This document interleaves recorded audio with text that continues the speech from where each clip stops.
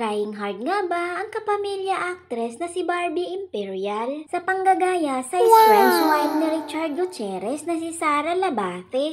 Ito'y matapos ngang mapansin ng mga netizens na tila kinukopya ni Barbie ang pananamit at mga ipinopost ni Sara sa Instagram. Sa gitna ng pagkalat ng mga chika na nagkamabutihan na raw sila ni Richard. Pinagkumpara ng ilang IG user ang litrato ni na Sara at Barbie na parehong nakasuot ng uniform na para sa isang culinary school. Luma na ang post ni Sara na para sa 11th birthday ng panganay na anak nila ni Richard na si Zion Gutierrez noong April 29, 2024. Nakalagay na caption dito ay Part 1. Happy 11th birthday to my angel Zion. From the moment you were in mom's tummy, you changed my life for the better. I love you more than words can express, and I pray that God continues to bless and guide you as you blossom in the remarkable young man you are becoming. I promise to always be by your side, supporting you every step of the way.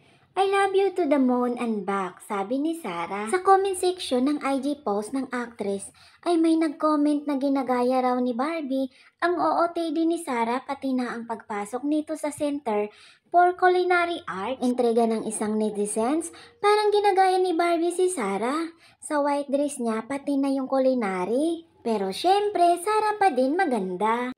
Agree naman sa kanya ang isa pang IG user. True, lahat na lang ginagaya kay Sara.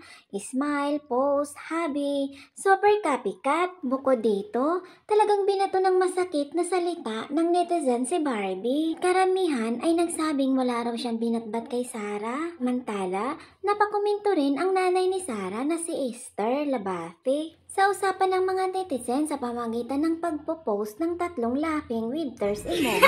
Ibig sabihin, natatawa ang ina ng aktres sa mga komento ng panggagaya ni Barbie sa kanyang anak. Nauna rito, naging usap-usapan din ang post ni Barbie sa social media last May 30 kung saan ibinahagi niya ang Bible verse mula sa John 16:13 na may connect sa katotohanan. Ipinost ito ni Barbie after niyang magpa-soft launch sa relasyon daw nila ni Richard sa Instagram story. Noong May 27, makikita rito ang initial na New International Version. Ang buong post ni Barbie. Verse of the day, John 16:13. But when His Spirit of trust comes, He will guide you into all the truth. He will not speak on His own. He will speak only what He hears, and He will tell you what is yet to come. Anya, kalaki pang praying hands and white heart emoji. Wow! Naman dito ang pinost niyang litrato sa IG noong May 27, nakuha sa loob ng isang gym kung saan nakikita ang isang lalaki sa kanyang likuran na kamukha at kasing katawan ni Richard. Last May 16 naman ay spotted ding magkasama sina Richard at Barbie sa South Korea.